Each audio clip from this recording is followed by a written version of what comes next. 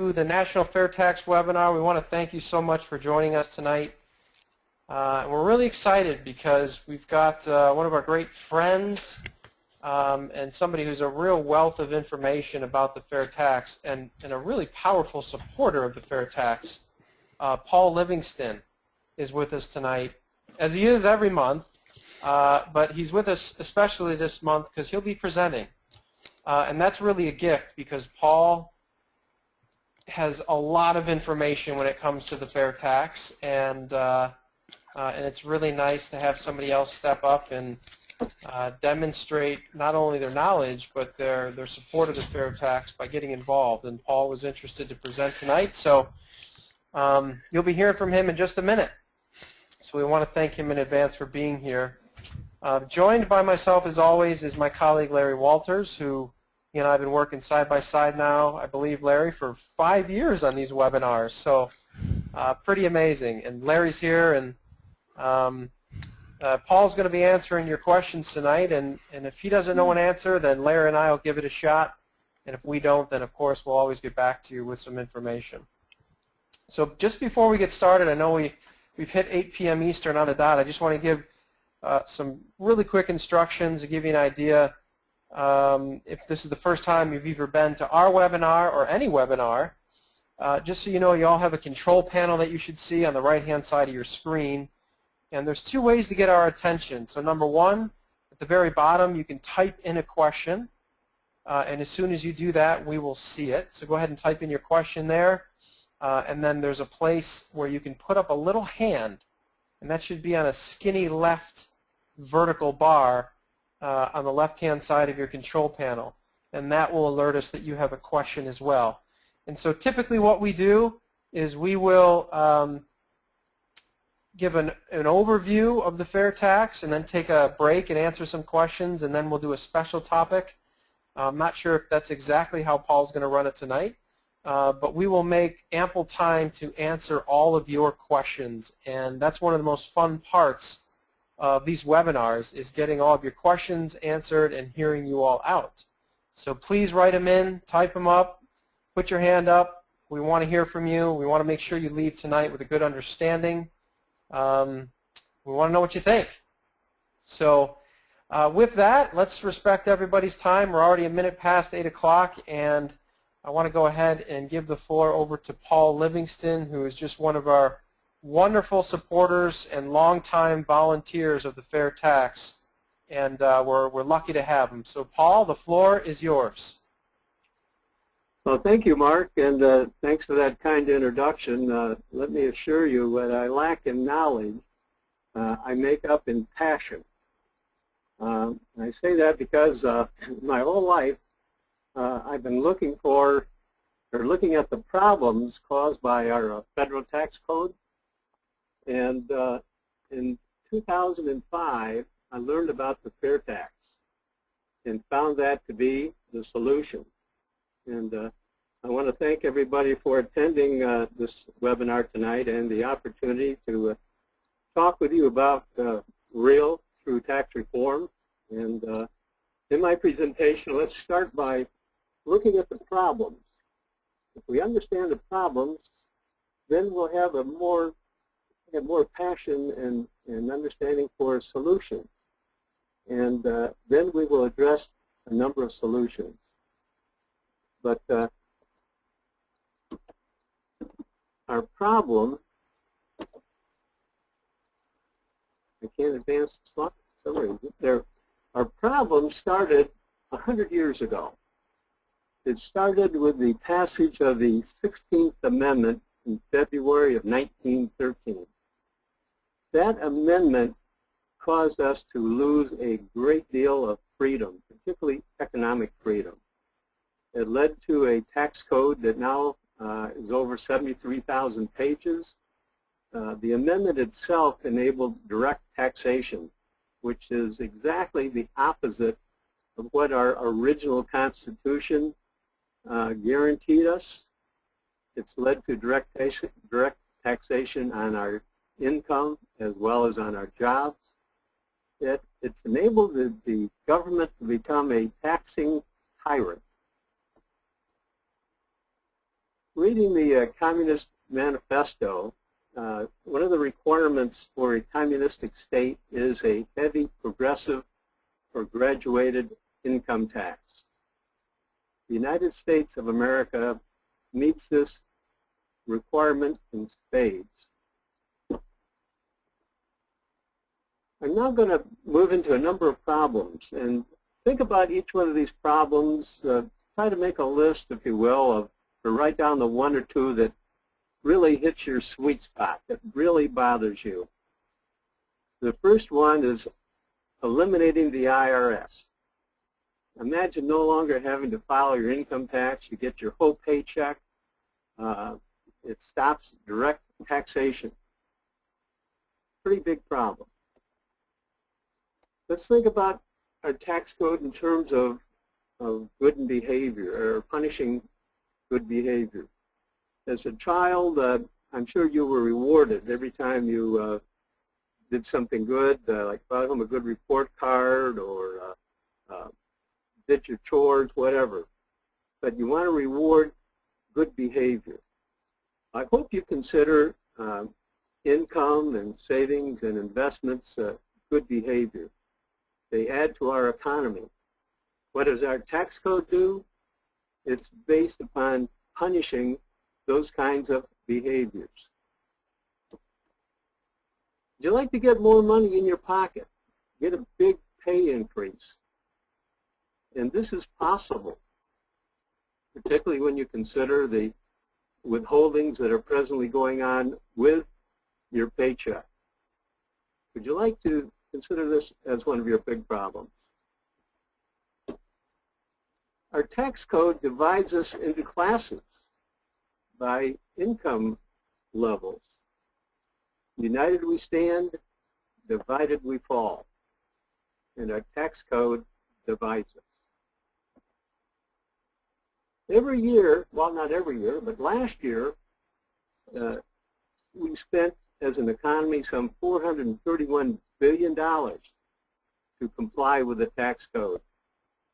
You can call that our stay out of jail card, if you will. But every year it goes up. And this is a huge extra burden that we as an economy carry. What about taxing imported goods and U.S.-made goods and services on the same tax level? Right now, products brought into our economy may not be taxed the same, and when they've not been taxed the same as the products that are made within the United States. So oftentimes the imported goods are coming in at a distinct tax advantage. This is a big one. How would you like to have a jobs and economic stimulus program that works with no government spending and no new debt, and without the politicians picking the winners and losers? How about untaxing all U.S. citizens up to the substantial level of spending? Which you give top priority to? The care and feeding of your family or paying your government? Now, how about helping the poor with a jobs creation program and a monthly tax refund?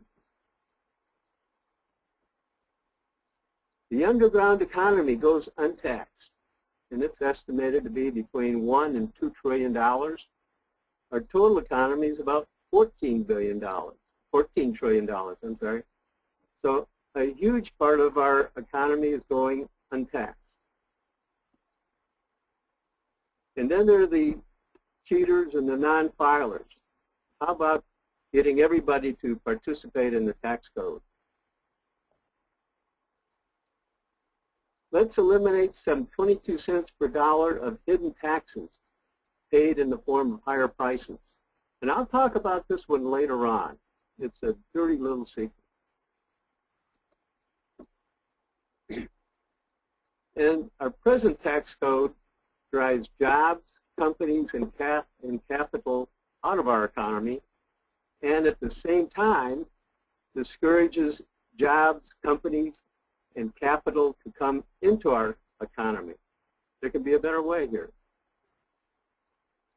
The 14th problem, greatly reducing the taxing power politicians, lobbyists, and special interest groups use for their own purposes, for their own advantage. A lot of choices here. Wonder which ones you selected. Which is at the top? And remember, your choices determine your life, individually and collectively. But tell you what, let's go for all of them. And what is that solution? I'll tell you this. The solution isn't going to come from politicians. It's not going to come from lobbyists and within the Washington Beltway.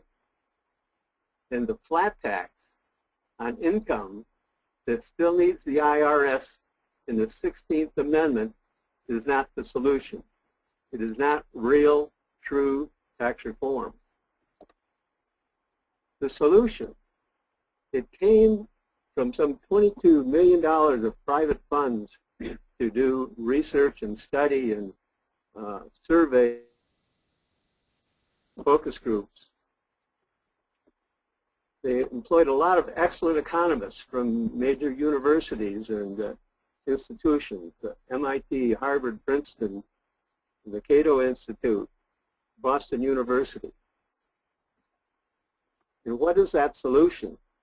Well, the solution starts by moving the tax base from income, savings, and investment and collecting the same amount of taxes on a new tax base on consumption.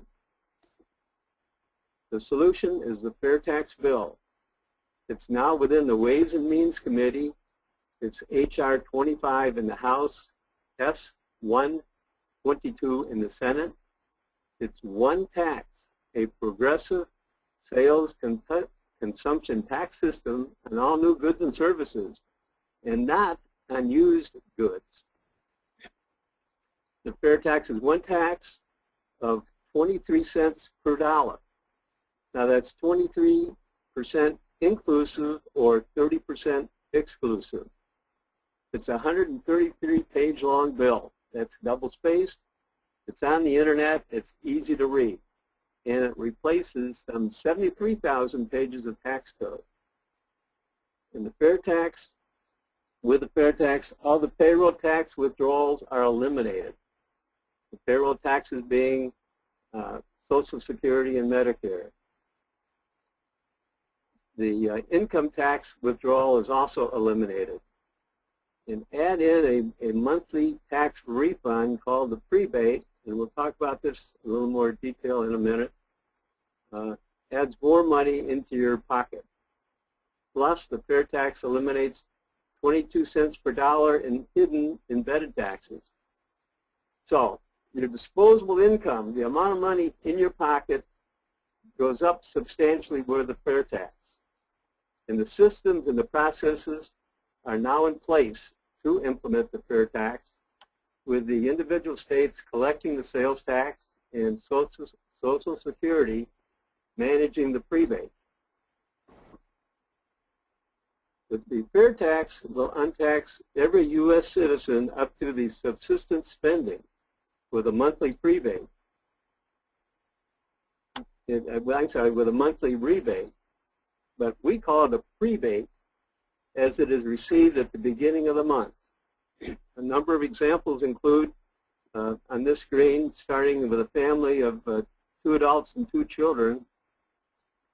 This year, the Department of Health and Human Services estimates that this family will spend a little over $31,000 in new goods and services just to subsist.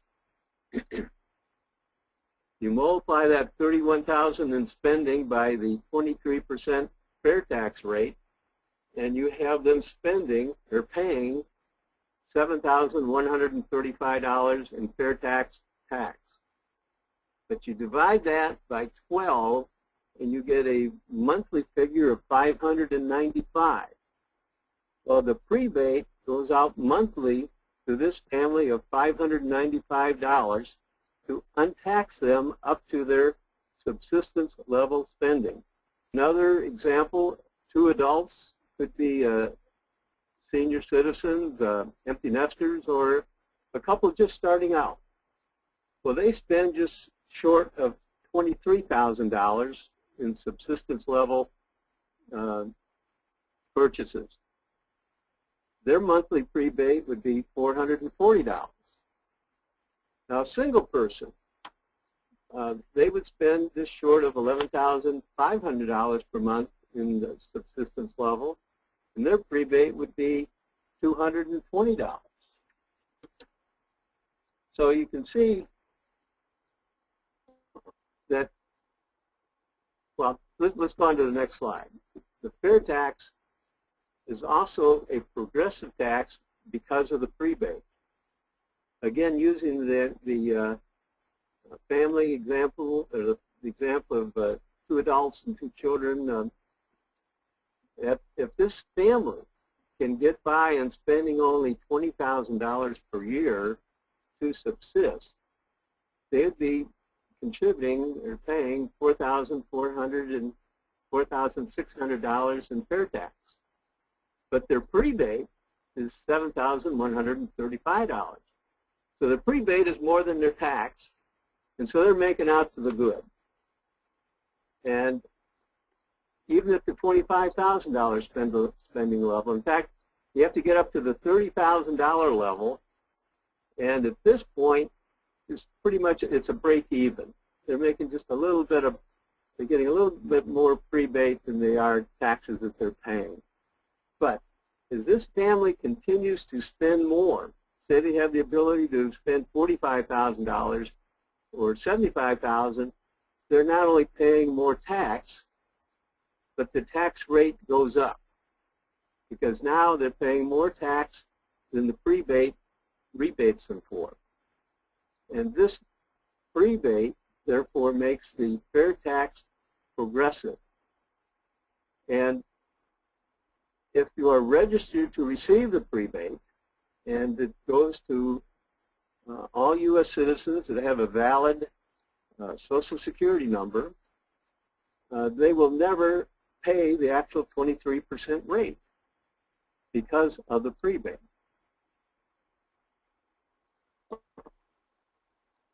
We talked earlier about this jobs and stimulus program. Well, exactly how does that work? Let's start with that dirty little secret. Businesses collect taxes, and they collect these taxes through higher prices that they pass on to their customer. And this process continues until we, the people, make that final purchase. And when we make that final purchase, on average, according to the studies, they found that on average there are 22 cents of hidden taxes that the FairTax will eliminate from the prices of new goods and services. Now, there are other taxes that are still going to be in those prices, such as the state taxes and the local taxes, the property taxes, license fees and regulatory fees, and all those are still going to be hidden in the prices that we pay. But economists agree that businesses don't actually pay the taxes. They collect them from the final consumer in the form of this hidden tax. Well, you eliminate these hidden taxes, the prices go down. First of all, the costs of doing business go down, therefore the prices go down due to competitive pressures. The world demand for USA goods goes up. And along the way, the USA now becomes a tax-free business haven. Offshore capital now flows into our economy. And there's some $10 to $12 trillion of offshore capital sitting out there. And this is a new, huge jobs and economic stimulus program. And this program happens simply by changing the tax code to the FairTax. In the economic studies that were done, and all the studies to develop this solution, they took a look at what the results would be in the first year through the 10th year for all the major economic metrics or measurements. And we see in this slide, gross domestic product increases, employment goes up, domestic investments go up, consumption goes up. All the major economic indicators show substantial and continuous improvement. There's much to like about the FairTax. It's a nonpartisan program. We don't support any politician. We don't support any political party. We look for them to support us. And the FairTax can be a unifier for our country. It can bring us all together. With that, Mark, I'd like to stop and open up for questions.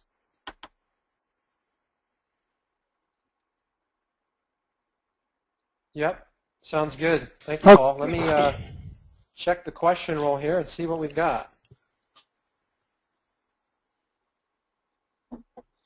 You know, right now we're sitting on just one question, so you must be pretty thorough as you always are, in your presentation, Paul. So let me go ahead and ask this question, and you can go ahead and answer it. And I think a couple more are rolling in, and then we'll rock and roll from here. All right? Okay. Let's see here. Okay, this question is from Sarah. Are additional children included in the prebate calculation? The answer is yes. Well, no, I mean, you can. There's no limit to the number of children that you can have in the prebate program. I mean, the question is, how many children do you have in your family? I just showed the 2 adults and 2 children example. When it comes to the prebate, how is a family defined? So under the FairTax legislation, what's legal in terms of how you define your family? Well, let me start answering that question by saying there is no marriage penalty to the FairTax. So it's the 2 adults plus the number of dependents within the family. That answer the question? Yeah, I think so. If Jennifer, if that doesn't, who came in with the follow-up question, if you need any more clarification on that, then just let us know. I have another comment. If you want to determine what the prebate would be for your situation, use $2,643 per the two adults, and then $925 per child. Again, there's no marriage penalty. Yeah, and as John wrote in terms of defining family, you know, a group living together under the same household, Social Security numbers, valid Social Security numbers for each of those individuals are counted once, each per person. Thank you, John. A number of people, Paul, have written in, asked if our PowerPoint slides would be made available. If you could make them available to them. Yes, sure. Okay, so what I'll say to everyone is at the end, Paul, go back to your initial slide when the presentation's over, and Paul's email address, if I remember correctly, is on that initial slide, and you can jot down his email and email him if you'd like a copy of the slides. Does that work for you, Paul? I don't believe I have my email address on the first slide. I'd be happy to give it out. Yeah, why don't you give it out right now? Okay, it's Paul for, that's F-O-R, Paul for FairTax at yahoo.com. Paul for FairTax at yahoo.com, and for is spelled F-O-U-R? No, F-O-R. Oh, F-O-R. Paul, F-O-R, FairTax at yahoo.com. Perfect. All right, great. A few more questions. Actually, a good follow-up question on the prebate, so let's stay in that vein, Paul. Okay. What paperwork would families need to file to show their dependents, and how often? Do we know that? Yes. You have to file every year. Instead of hiring somebody to figure out your taxes, one-page form that you put in the family members and their Social Security numbers, and that's the file. You have to renew every year to maintain your eligibility, and if the household number changes, you can report that when it happens. Got it. Okay, good. So Yan writes in, how many world-level economists support the idea of the fair tax? I'm not sure what a world-level economist is, and I have no idea how many of them there are. We do know that we have a large number, some 80-some economists from around the USA, various universities and institutions of higher learning that endorsed the fair tax a number of years ago, and that document is on the website fairtax.org. How else can I answer that question? I believe I've addressed the question as best I can. Yeah, that's good. And I would agree, and I've looked at that document that Paul is referring to, and I mean, I haven't researched those people, but one of them is a Nobel laureate. These are people that are highly respected in their field. So you can get that information, though, as Paul mentioned, on the website, fairtax.org. All right, let's do a couple more questions, and then we'll keep moving here. Okay, so this question is from Mary Jo, who asks, what happens if the revenue estimated to come in under the fair tax system doesn't materialize, i.e. more people buying used goods, etc.? Well, that brings up a really good reply. What happens today when revenue doesn't meet the expectations? But to better address her concerns, there's a lot of thought that the actual revenue is going to be substantially higher than what is projected to begin with, simply because of the new optimism that will come into our economy. Secondly, you can only buy so many used goods, and the used goods are soon going to run out. And sooner or later, none of the cars will work, and somebody's got to buy a new car at some point in time. Somebody's got to buy a new wardrobe at some point in time. And let's face it, we are a country of consumers. We like new things. We produce to consume. And I don't see that being a problem. Yeah, and I would add, Paul, if I could, that under the fair tax, the average American's income is going to increase by 29%. So Americans are going to have more disposable income than they've ever had before, ever. And we're already a spending society. Well, now we've got more money? Are you kidding me? What do? We shop mostly based on value, especially when we have more money, right? So we buy things based on value, and obviously when something's new, it's perceived to have more value. So, I, like Paul, would agree with you that, or I agree with you, Paul, that, that's not going to be an issue. We can't predict that, but, I think it's going to be an economic boom for retailers as a result. And there's another point I want to make that I didn't really have time enough. I didn't want to take the time in the actual presentation. But our present tax code punishes production. Well, for anything to happen, there has to be production. I mean, if you're an apple farmer, you've got to grow more apples than what you're going to eat, and that's production. So you can sell the rest. If you're a mechanic, you've got to work on somebody else's car. That's your way to add value to the economy. And the point is that we're an economy of specialists, and so we produce one thing so we can buy other things. And if our economy, if our taxes are punishing us for production up front, then it's taking away the incentive at the very beginning to produce. So you've got to produce so you then have the ability to consume.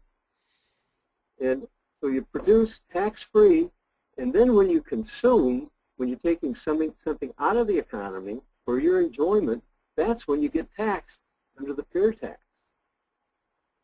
It's just a beautiful system. I mean, we have to have taxes.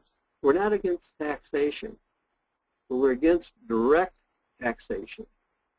And the 16th Amendment enabled direct taxation. And the solution to get rid of the whole mess is the FairTax. Good. So let's take this last question, and then we'll let you push on, and then there's a few more, and I'm sure a few more will come in. So there's been a couple of questions about Social Security and Medicare. So what does a Social Security and or Medicare system look like under the FairTax? Do they still exist? Do they change? Do those benefits, do those programs and benefits get funded from the FairTax? If you could speak to all of that. Okay. Under the FairTax does not change Medicare and Social Security in any way. Your employer is still going to have to send in an annual report as to what your wages were, so you can earn your Social Security credits. But what the FairTax does do, it moves the funding of Social Security and Medicare to a larger tax base and a more stable tax base. It moves the tax base from income, savings, and investments, which are erratic curves that go up and down with recessions and boom times. And so in boom times, there's a lot of, there's more income revenue, there's more tax revenue from the increases in income, and so politicians find ways to spend that money with new policies and programs. Then we get a recession or a downturn. The tax revenues decline, but the programs are still there. Under the FairTax, it's based upon a consumption curve. The consumption follows the standard of living curve, and it tends to go up as our standard of living goes up. Now, in hard times, that curve might level out or might even go down a little bit, but we fight to maintain our standard of living by spending some of our income or our investments in the short term, a couple of years. But after that, then, hey, you have to fight a harder nut, if you will. But the FairTax has moved to a much stabler and larger curve.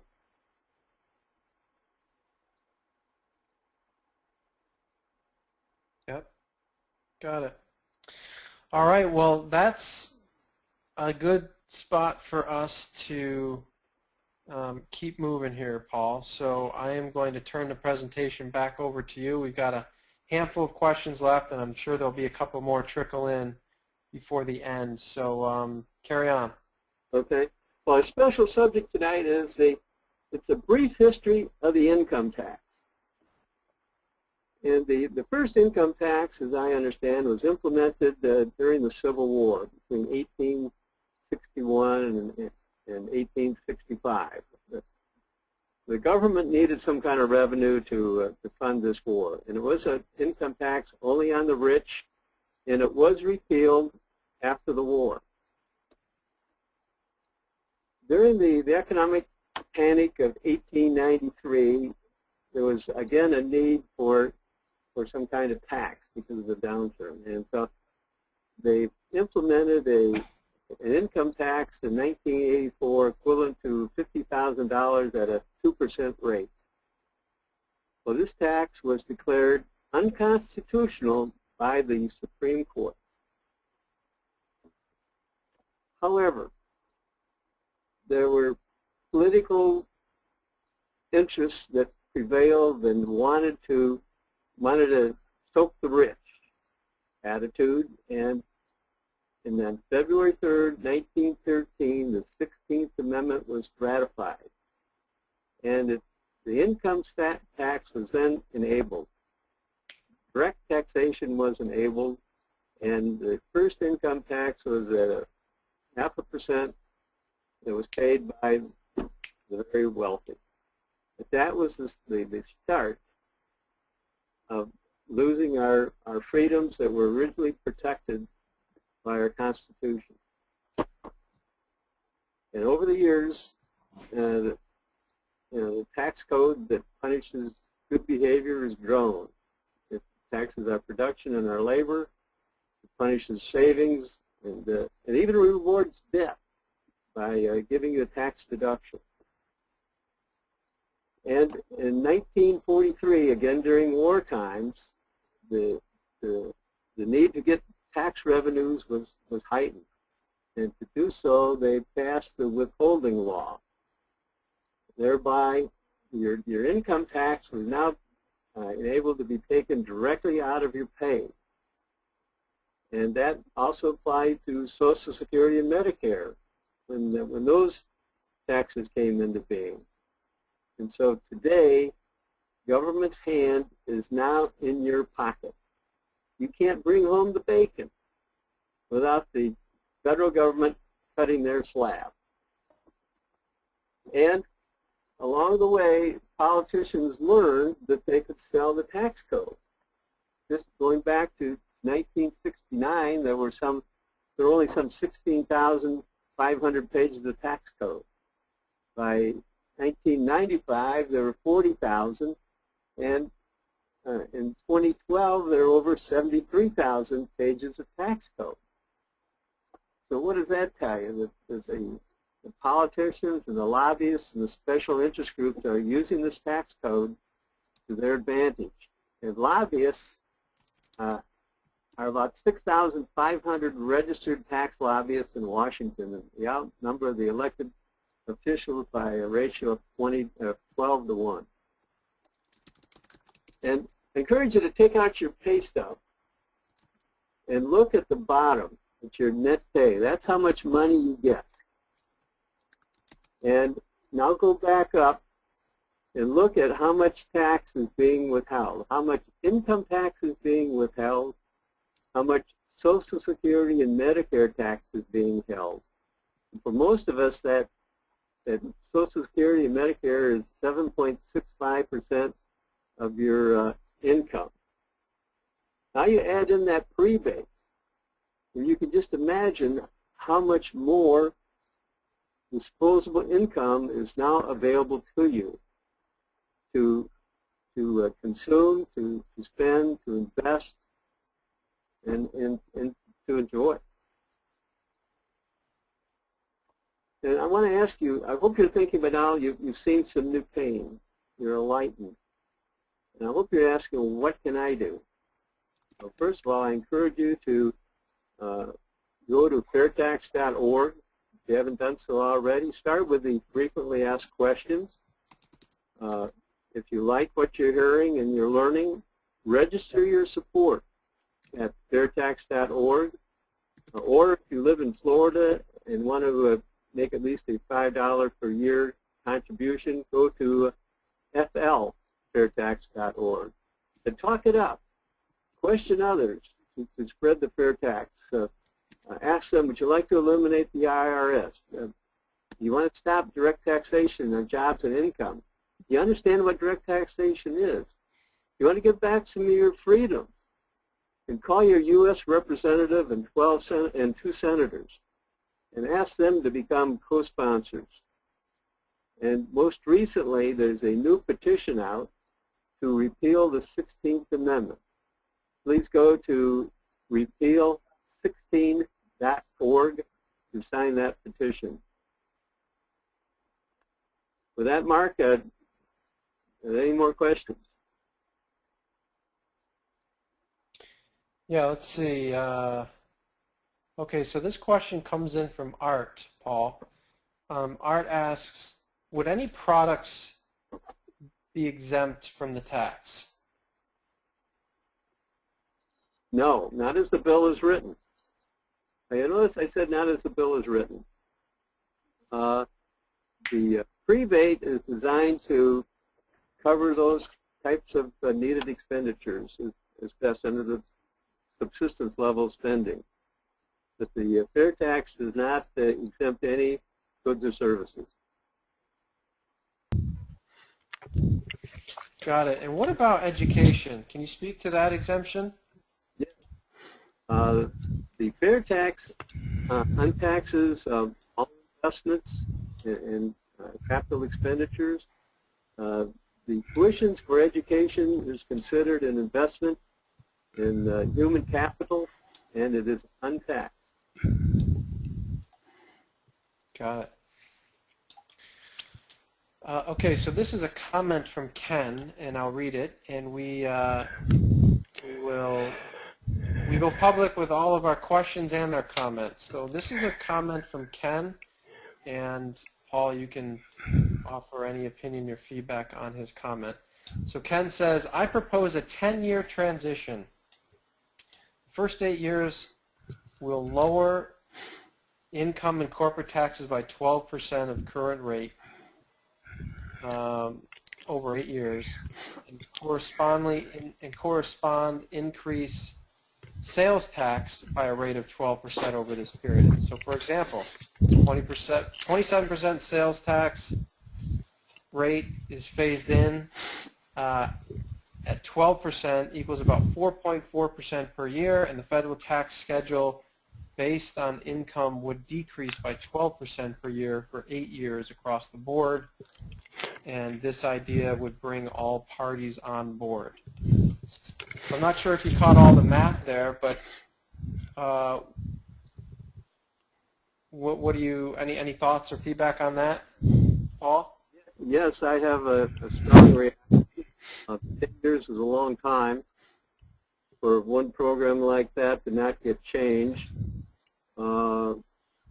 If we're going to change, let's do it right and do it once and get it done. That's my feeling. Mark?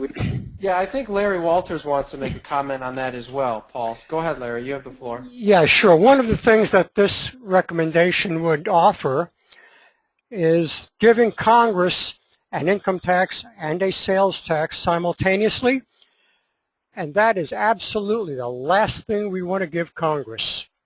So with the simplicity of the fair tax as it's written and the the transition plan as it's written, there is no reason why the income tax cannot be stopped at midnight on December 31st, for example, of 2014, and on 12/01 of 2015, the fair tax takes place. Because the only thing that needs to be done in order to process the fair tax is the software that calculates taxes is adjusted. Right now, 45 states have a sales tax, so they already know how to handle it. The 5 states that don't can either create their own sales tax division, or they can have an adjacent state or the federal government process the fair tax for them. In any case, it's a very simple thing to take 23% of whatever your gross revenue is, less any credits you might have had, and send that money to the state who is going to be responsible for administering the fair tax. And that does away with giving the Congress, both the sales tax and income tax simultaneously. Further, is at least as the bill is written now, we have a maximum of 7 years to get the repeal of the 16th Amendment implemented, and hopefully we can get that done even a lot faster than that, possibly even before the fair tax is actually implemented after it is passed. And so, the work that's been done, the research that's been done to put the fair tax legislation together and to consider how to do a transition is pretty thorough. And I think what you need to do, Ken, is start trying to understand the fair tax with a consumption tax mentality as opposed to an income tax mentality. And once you understand the simplicity of it and the simplicity of the idea of a 1-minute transition from income tax to sales tax, you'll think it's a pretty neat idea too. Sorry I got off too long on that, Mark, but go ahead. It's back to you. No, it's all good feedback, and actually as you were talking, a number of comments came in that said, yes, I agree with Larry, so thank you, Larry. Okay. And John wrote in, it's a great point, that most income tax is collected via withholding throughout the year, and on January 1, when the fair tax goes into place, they would literally start collecting the sales tax as of January 1. So the funding flow would be consistent, and that transition would be, pretty smooth. I'm sure they'll have to figure out some things, but certainly the government won't be going without money. That's for sure. Good. Yeah, So let's see, couple more, and I think that's it. And I'm just deleting a couple of comments that were repetitive. Yan writes in, and I'm sorry, Yan, if I'm pronouncing your name wrong, it might be Jan. Does any state already implement a fair tax-like system? Perhaps not a bad idea to start at a state level. Paul? Well, there are a number of states now that have just a sales tax or use a sales tax for their major funding tax collection system. Those being a couple of them, Texas and Florida. Help me out with some of the others. Well, I think the answer to that question is really, the answer is no. No state uses a sales tax exclusively. No other country uses a sales tax exclusively. And right now, that's a benefit to us because the first country that implements an exclusive sales tax rate with no taxes on income or on profits of any nature will become the tax haven of the world. And that's where we would like to be. We do not want Brazil to have a sales tax exclusive tax system before we do. I'm sorry, Paul, back to you. No, that was an excellent point. And no state has a prebate, which is an integral part of the fair tax. A number of states are considering moving to a fair tax type program. I believe Louisiana, Michigan, Missouri are a couple of them. So it's getting a lot of traction. Yeah, and just to follow up, by the way, Ken wrote back in, we're talking about, if you recall, Ken's plan was, well, let's do a hybrid of income and sales tax and phase that in over, I believe, 8 years or 12 years. I forget exactly what it was. He wrote a comment back in that says, by making the leap directly to the fair tax, directly to consumption tax, it doesn't give the bureaucrats a chance to evaluate the loss of one funding as it is offset by the new source of revenue. And so I wanted to make a comment that that's actually a very salient point. And I go back to Larry's comment that I think the risk, from my perspective, Ken, the risk of giving the bureaucrats the power of both levels of taxation is a greater risk than perhaps the financial risk of moving from one tax system to the other completely. So that would be my opinion. Larry, you may want to add anything else to that. No, that's fine. Thanks. Got it. Well, thanks for your comments, Ken. We appreciate that. By the way, Paul, what's our Facebook page? What's the FairTax Facebook page? It escapes me right now. You just it escapes me too, but it's very easy to find. Just go to Facebook and put in FairTax, and you'll get there. But getting back to this thing, Larry made an excellent point of we don't want both the fair tax and the income tax in place at the same time. This is a trade-off. We are trading one for the other. And we haven't talked about the principles of tax reform, which include fairness and easy to understand and transparent. They bring in the same amount of revenue as the old tax system, and it encourages economic development, it encourages growth. The fair tax meets all those 5 principles of tax reform. Good. Well, you've outlasted them all, Paul. We have taken all of our questions, and it looks like we've done a good job here. Well, Mark, nobody has asked how many people are now supporting, or what kind of support does the bill have now? And that's an excellent question to ask. Right now, there are 79 co-sponsors for the fair tax. Of those, 71 of them are in the House. There are 8 in the Senate, and there's a sponsor in both the House and the Senate. So that's a total of 81 elected officials in Washington, D.C. that are in favor of the fair tax. Since the Congress has reconvened, we've had 2 new co-sponsors, and I'm sure we're going to be getting more. Beautiful. Correct me if I'm wrong, but I believe that's the most number of co-sponsors we've ever had, yes? I believe so. Yeah. My experience with the fair tax, yes. Excellent. Well, Paul, you've done a great job. Is there anything else you'd like to add? Again, I just want to thank everybody for attending and this opportunity to talk about real true tax reform and the fair tax solution. It's a tremendous opportunity for us and our country and our families and our future. Yeah, no doubt about that. And as a reminder, Paul's email address is paul4fairtax@yahoo.com. Is that accurate, Paul? That's correct. Yep. Yeah, Paul for FairTax, and 4 is F-O-R spelled out, paul4fairtax@yahoo.com.